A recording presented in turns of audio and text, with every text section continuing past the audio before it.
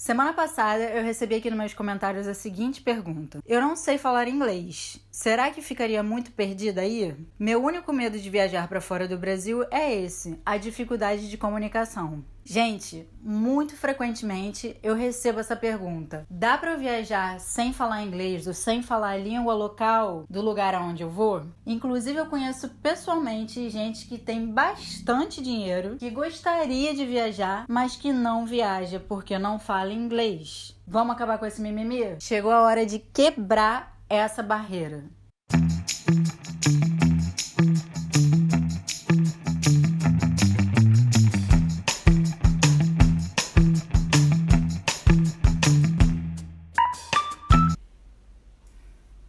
Então, gente, essa é a segunda parte do vídeo que fala sobre viajar sem falar inglês. Se você ainda não assistiu a primeira, dá um pause agora, vai na descrição, pega o link do primeiro vídeo, assiste o primeiro vídeo que é super importante, que é o primeiro passo que você tem que dar, que é quebrar essa barreira de achar que não dá pra viajar sem falar inglês. Depois que você assistir esse primeiro vídeo, aí você volta pra cá pra gente falar da parte prática de como você se comunicar e como você se planejar.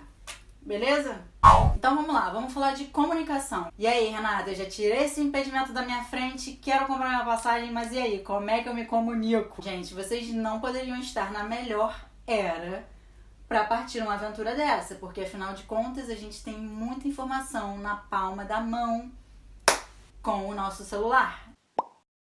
Seu primeiro melhor amigo, aplicativos de tradução. Nem precisa procurar muito, vamos falar do aplicativo mais conhecido de todos, o Google Tradutor. O Google Translator, como eu falei antes, ele traduz para 104 línguas e ele tem várias funcionalidades dentro dele. A mais básica é que você pode chegar aqui e escrever bom dia e ele vai botar lá para você good morning. Vamos supor que você não soubesse pronunciar good morning. Good morning. Além disso, você pode até escrever com seu dedo com a funcionalidade de handwriting, mas eu acho que não deve ser tão utilizada. E você tem também o voice. Você fala com ele e ele traduz para texto. Você pode usar o voice, onde você fala oralmente e ele traduz para texto. You can use the voice where you speak orally and it translates to text. Olha.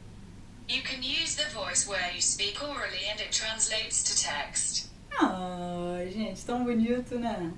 Mas a funcionalidade mais fantástica, gente, é esse conversation. É muito espetaculoso. Eu falo alguma coisa e assim que eu der uma pausa, ele traduz diretamente em voz. I say something and as soon as I pause it translates directly into voice. Cara, é muito maneiro, não? Eu nem cliquei em nada, ó. Do you think it's possible to travel without speaking any English? Você acha que é possível viajar sem falar inglês? Ai, gente, isso aqui é muito, muito, muito maneiro. Óbvio que você pode viajar com isso aqui. Agora, isso é para comunicação oral, mas se você quiser ler algum texto dentro do Google Translator, você também tem essa funcionalidade. Você pode tirar uma foto do texto que você quer ler e ele vai traduzir. Muito útil se você pegar um panfleto de museu, se você quiser ler o menu de um restaurante. Olha só, peguei um texto aqui, é sobre Bruxelas, só que tá em francês. Então a primeira coisa que você vai fazer é botar já na língua que você quer, de francês para português. E aí você clica aqui na câmera, e aí você mira lá no seu textinho e tira uma foto. Aí ele vai dar uma escaneada na sua foto e ele vai marcar todas as palavras, tá vendo? Sendo que se você não quiser traduzir todas as palavras, você pode simplesmente marcar com seu dedinho aqui, ó, qual a parte do texto que você quer que ele leia. Vamos supor que eu quero só até aqui. Aí eu clico ali no azulzinho e ele vai traduzir. Então, aqui na frente ele botou o texto em francês e aí depois ele vai botar em português. Cerveja e Bruxelas estão inextricavelmente ligados. Essa palavra Eu não conheço. Estou conhecendo uma palavra da língua portuguesa através do Google Translator. Mas enfim, se a gente continuar, olha como é que dá para entender bem o contexto. Não é à toa que a cultura belga da cerveja foi reconhecida como patrimônio da humanidade pela Unesco. Existem inúmeros bares que oferecem uma incrível variedade de restaurantes que combinam meticulosamente com seus pratos e diferentes tipos de cerveja. Gente, é muito claro isso aqui. Dá pra entender 100% do texto. É óbvio que em alguns momentos não vai dar pra entender 100%, mas mesmo assim você vai ter uma ideia do que tá acontecendo ali, certo? Se por acaso o Google Translator não estiver traduzindo muito bem, o que pode acontecer para as línguas que não são tão faladas, porque todas estão em processo de melhoria, você pode também usar o Google Images. Eu uso aqui em vários momentos. No outro dia eu tive que comprar uma mamadeira no mercado. Não tenho noção de como é que se fala mamadeira em francês. Fui lá no Google, botei mamadeira, que já está até aqui no meu histórico, e vou lá, imagens, e aí pronto, gente. Várias imagens de mamadeira.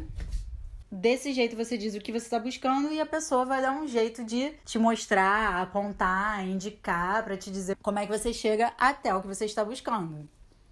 Molezinha, certo? Agora, gente, se por alguma razão seu celular estiver fora de área ou não tiver bateria, aí existem as formas mais tradicionais e antigas de se comunicar: desenho e mímica. Na China, uma vez, acho que meu celular estava sem bateria, eu fui num fast food e eu queria comprar um hambúrguer, mas eu queria ter certeza que a carne não era de cachorro ou de gato. Aí o que eu fiz? Desenhei, imitei cachorro, gato, vaca, até eu ter certeza que eu não estava comendo cachorro nem gato. Outra história na Turquia, por exemplo. Como a gente estava viajando de trailer, a gente passou por cidades muito pequenas, que não eram nem um pouco turísticas e não tinha ninguém que falava inglês. Beleza, a gente entrou no mercadinho, a gente foi pegando tudo que a gente precisava, mas tinha um último item que a gente não estava achando.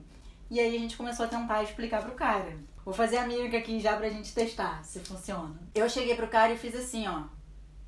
Vocês entendem o que é isso? O cara não entendeu. Aí eu... Entenderam? O cara não entendeu. Aí eu tentei mais umas 3 coisas diferentes e o cara não entendia. Aí eu falei, cara, vou ter que ser muito direta. Aí eu fiz assim... Gente, paguei esse mico. Minha mãe ria de chorar. A gente nunca mais vai esquecer essa história. Mas o cara entendeu. Na mesma hora o cara veio... Foi lá, pegou o papel higiênico e trouxe. Tem que perder a vergonha e tem que se comunicar de forma direta. Combinado? Então agora vamos falar de alguns outros aspectos que podem facilitar a sua experiência internacional sem falar inglês. Primeira coisa que você tem que ter em mente. É sempre molezinha viajar sem inglês? Não. Nas situações cotidianas básicas vai ser tranquilo, pedir uma comida no restaurante, encontrar um ponto turístico, mas se por acaso você passar por alguma situação inesperada, são nesses momentos que a coisa complica. Tipo, se você passar mal e precisar de um hospital, se você perder um voo. Foi a primeira a fazer check-in, entrei cedão, tava lá com mala, tudo arrumado, sentei no banco pra esperar. Tava virada, cara, eu dormi. Acordei 5 minutos depois que o avião já tinha decolado. Eu não conseguia descobrir aonde estava minha mala, se minha mala tinha ido no avião e como é que eu ia buscar, ou se ela tinha ficado lá. Me levou horas no aeroporto para descobrir, mas finalmente tudo se resolveu. Então, sabendo disso, o que você tem que fazer? 1. Pesquise o máximo que você puder antes de partir na sua viagem. Quanto mais informação você puder coletar antes, menos você vai precisar se comunicar lá, então mais fácil vai ser para você. Outra coisa, planeje tempo de sobra. Não faz uma agenda toda apinhada achando que você vai visitar 5 lugares num dia, porque provavelmente não vai dar.